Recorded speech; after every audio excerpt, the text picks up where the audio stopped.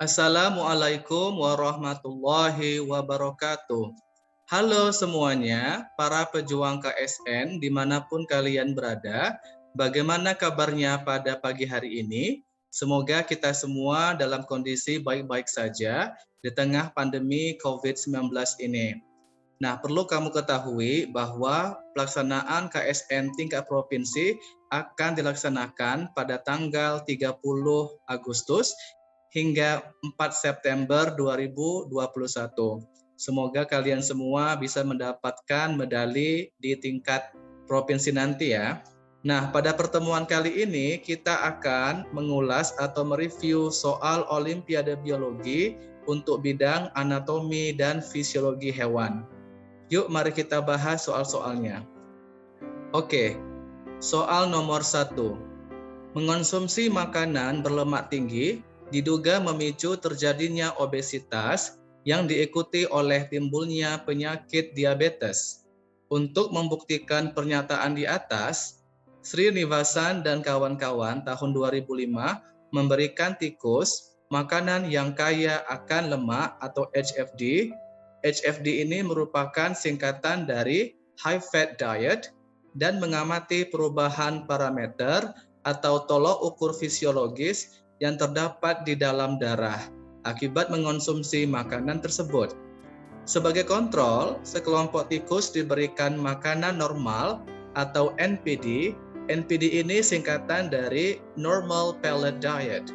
Nah, berikut adalah hasil pengukuran kadar berbagai senyawa yang ada di dalam darah yang diambil pada 2 minggu setelah perlakuan atau treatment. Perhatikan tabel berikut. Ini merupakan tabel pengaruh HFD atau pengaruh makanan yang kaya akan lemak terhadap berat badan dan parameter biokimiawi pada tikus percobaan. Nah, perhatikan parameter berikut. Di sini ada beberapa komponen, yaitu parameter berat badan atau berat tubuh dalam satuan gram, kemudian PGL atau plasma glukosa dalam satuan miligram per desiliter, kemudian PTG atau plasma trigliserida dalam satuan miligram per desiliter, selanjutnya PTC atau plasma total kolesterol dalam satuan miligram per desiliter, selanjutnya PI atau plasma insulin dalam satuan pikomol per liter, serta K-value atau disebut juga dengan glucose disappearance rate atau rata-rata hilangnya glukosa. Nah, tentukan pernyataan berikut ini apakah benar atau salah. A. Mengonsumsi makanan yang kaya lemak dapat memicu obesitas yang diikuti oleh munculnya diabetes. B. Mengonsumsi makanan yang kaya akan lemak memicu terjadinya resistensi atau ketahanan reseptor hormon insulin sehingga menghambat atau menginhibisi penyerapan glukosa oleh organ yang menjadi target dari insulin. C. STZ merupakan senyawa yang merusak sel-sel beta pankreas. Penyuntikan senyawa ini ke tikus akan menimbulkan perubahan kadar glukosa darah dan insulin yang sama seperti pengaruh konsumsi makanan yang kaya akan lemak. Atau D. Glipizid merupakan obat yang dapat meningkatkan sekresi insulin oleh sel-sel beta pankreas. Penyuntikan senyawa ini dapat menurunkan kadar glukosa darah dari penderita hiperglikemia yang dipicu oleh konsumsi makanan kaya lemak. Nah, untuk membahas apakah jawabannya benar atau salah, perhatikan informasi yang Bapak sampaikan ya. Nah, perhatikan pernyataan yang bagian A. Apakah mengonsumsi makanan yang kaya lemak dapat memicu terjadinya obesitas yang diikuti oleh munculnya diabetes? Tentu saja jawabannya adalah benar. Berdasarkan tabel ini, maka data menunjukkan bahwa mengonsumsi makanan kaya lemak dapat menyebabkan obesitas dan kadar glukosa darah menjadi meningkat. Nah, sehingga A jawabannya adalah benar. Selanjutnya bagian B. Apakah mengonsumsi makanan yang kaya akan lemak dapat memicu terjadinya resistensi reseptor hormon insulin? Nah, jelas jawabannya adalah benar. Nah, ternyata mengonsumsi makanan yang kaya akan lemak atau HFD atau high fat diet dapat memicu terjadinya resistensi reseptor hormon insulin sehingga menghambat penyerapan glukosa oleh organ yang menjadi target dari insulin tersebut. Nah, selain meningkatkan kadar glukosa darah, mengonsumsi makanan kaya lemak juga dapat menyebabkan hiperinsulin atau kelebihan insulin, sehingga gejala ini menandakan atau mengindikasikan adanya diabetes yang disebabkan oleh resistensi insulin. Oke, sehingga B adalah benar. Oke, C. Kira-kira apa jawabannya? Ya, STZ itu dapat merusak sel-sel beta pankreas. Nah, jawabannya adalah salah, ya. Mengapa salah?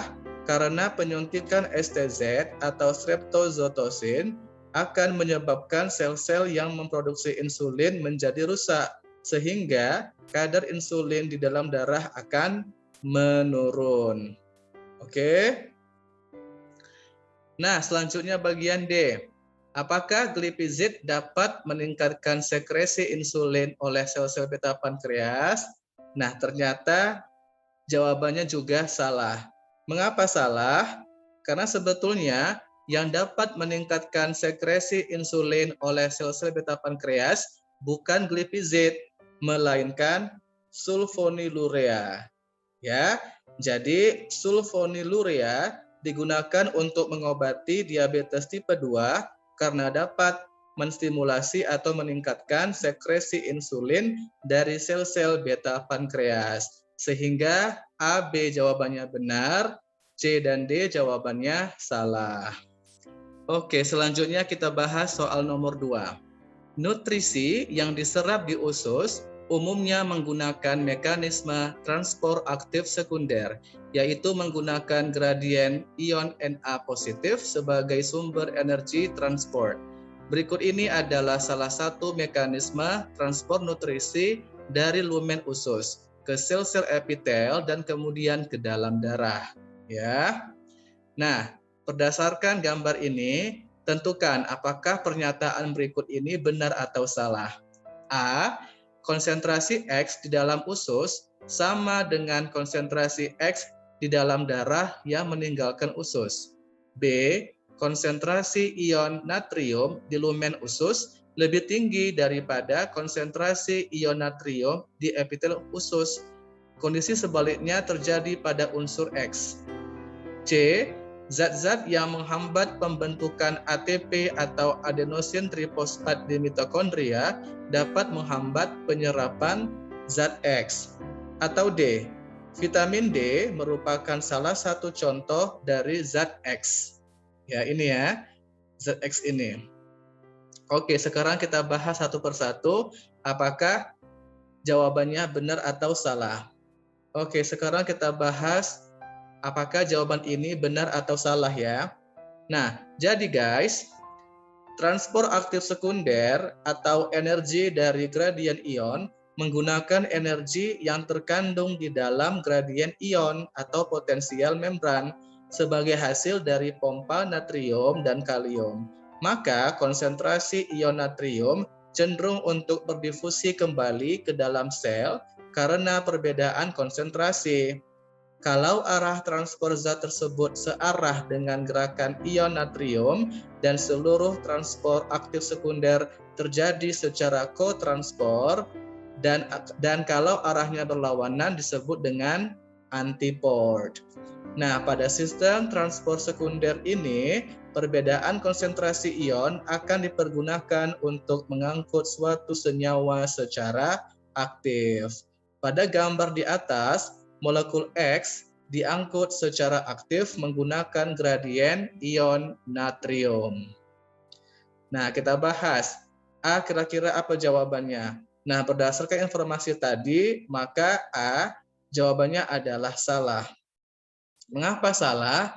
Karena konsentrasi X itu diangkut dari usus ke cairan ekstraseluler secara difusi terfasilitasi, sehingga konsentrasi X di epitel usus halus lebih tinggi daripada cairan ekstraseluler di dalam darah.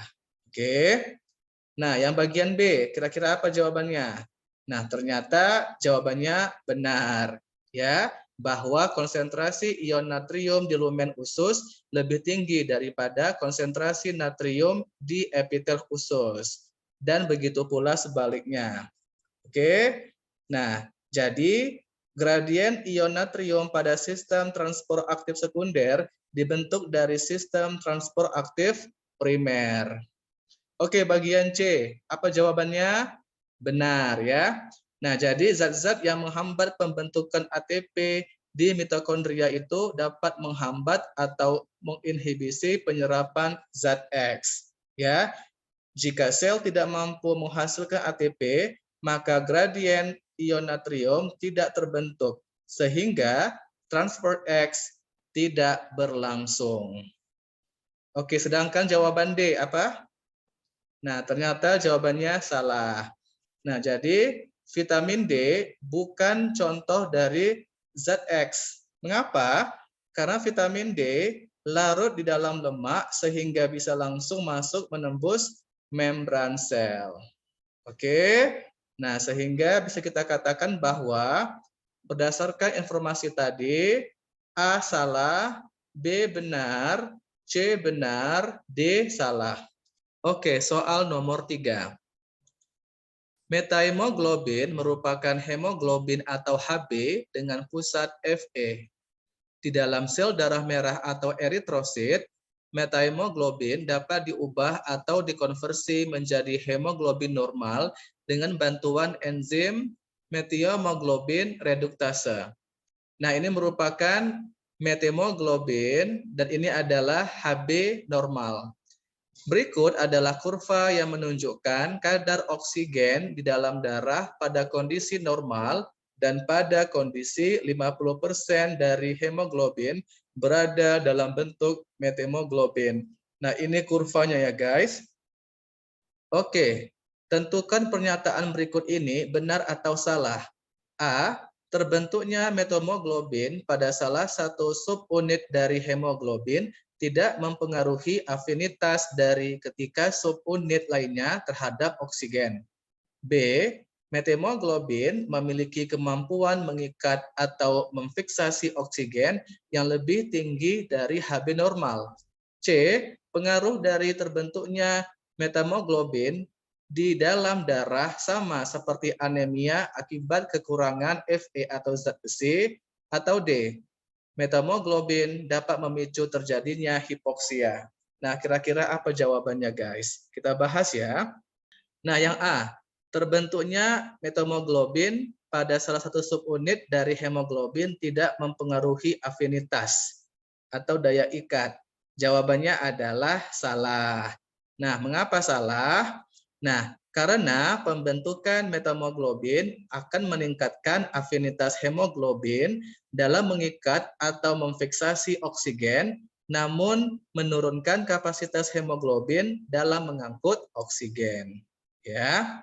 Nah, yang bagian B, apakah methemoglobin memiliki kemampuan mengikat oksigen yang lebih tinggi daripada Hb normal? Nah, jawabannya adalah salah, ya. Nah, peningkatan afinitas dapat dilihat dari P50 yang lebih rendah dari hemoglobin normal. Sedangkan penurunan kapasitas hemoglobin dapat dilihat dari volume oksigen yang dapat diangkut oleh darah, ya. Nah, bagian C, pengaruh dari terbentuknya methemoglobin di dalam darah sama seperti anemia atau kekurangan zat besi. Kira-kira apa jawabannya? Benar atau salah? Ternyata jawabannya adalah salah. Mengapa salah?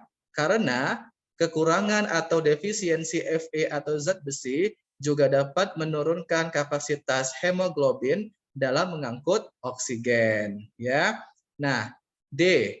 Methemoglobin dapat memicu terjadinya hipoksia. Apa jawabannya? Jawabannya adalah benar. Ya. Jadi benar, metaglobin ini dapat memicu atau menstimulasi terjadinya hipoksia.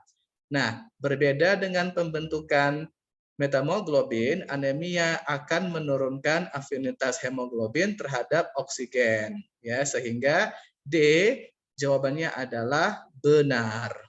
Soal berikutnya nomor 4. Salah satu tahapan dalam perkembangan hewan yaitu gastrulasi. Tahapan gastrulasi pada setiap kelompok hewan dapat berbeda-beda. Contohnya pada katak atau hewan amfibia, proses gastrulasinya terjadi seperti ilustrasi atau gambar di bawah ini. Nah, ini merupakan proses gastrulasi pada katak ya guys. Nah, tentukan pernyataan manakah yang salah dan benar mengenai peristiwa gastrulasi pada katak. A. Endoderm atau lapisan bagian dalam akan berkembang menjadi epitel yang melapisi saluran pencernaan dan pernapasan. B. Tulang punggung berkembang dari mesoderm atau lapisan bagian tengah di bagian dorsal. C. Blastosol akan berkembang menjadi saluran pencernaan atau digesti. Atau D. Archeonteron akan berkembang menjadi rongga dada dan rongga perut. Nah, sebelum kita bahas apakah jawabannya benar atau salah, coba kamu perhatikan peristiwa gastrulasi pada katak ya. Nah, jadi guys, gastrulasi merupakan suatu proses yang dinamis di mana berlangsung migrasi atau perpindahan sel-sel atau lapisan sel-sel secara terintegrasi yang dilakukan melalui berbagai macam gerakan-gerakan morfogenik. Seiring dengan berlangsungnya gastrulasi, juga berlangsung proses diferensiasi. Nah, istilah gastrula berasal dari kata gastrum atau gaster yang berhubungan dengan proses pencernaan. Karena pada tingkat ini terbentuk rongga yang kelak akan menjadi saluran pencernaan. Nah, rongga pada gastrula disebut juga dengan gastrosol atau archeonteron. Nah, amfibia contohnya pada katak memiliki tipe telur telolesital yaitu yolk banyak terhimpun di kutub vegetatif. Pembelahan telur terjadi secara menyeluruh dari kutub anima ke kutub vegetatif. Tetapi blastomer yang dihasilkan tidak sama besar. Gastrulasi pada katak yang merupakan amfibia ditandai dengan terbentuknya sobekan yang disebut dengan indentasi yang terdapat di bawah bidang ekuator atau bidang imajiner. Di sanalah terjadi proses invaginasi sehingga terjadi perpindahan lapisan sel ke bagian dalam. Nah, mula-mula sel mikromer dan makromer akan terus membelah, tetapi sel mikromer lebih cepat membelah sehingga terjadilah gerakan epiboli. Nah, sel mikromer terus membelah lebih cepat daripada makromer. Akibat dari perbedaan kecepatan itulah maka terjadi indentasi, yaitu perobekan pada daerah bulan sabit. Perobekan ini menyebabkan sel-sel mikromer bermigrasi secara konvergen memusat ke dalam robekan tersebut. Lalu sel-sel tersebut akan melakukan gerakan melentik, ya, involuasi dan invaginasi. Arahnya membelok ke arah dalam. Nah, selanjutnya sel-sel akan bermigrasi secara divergen, menyebar, sehingga mendesak yolk dan blastosolnya pun akan menjadi kecil.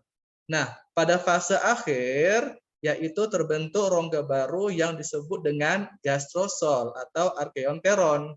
Nah, rongga ini terbentuk dari mesoderm atau lapisan tengah. Sebagian mesoderm tersebut ada yang akan berkembang menjadi notochord. Karena yolk terdesak, maka sebagian dari yolk akan muncul keluar. Ya, akan terjadi yang namanya evaginasi yolk plug. Selanjutnya akan berlanjut ke tahap neurulasi, ya.